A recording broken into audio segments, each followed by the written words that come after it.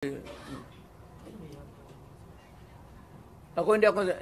ako sumasagot kay Trillanes. Alam mo kung sino nagsabi? Yung players. Sugutin yan kasi yung players na yung lahat sa baba dyan. Sa Manila, pa si Lorenzana. Bagong patulan. Ngayon nakikita mo yung sa mga social media ng mga reaksyon ng mga tao pag ang balita ay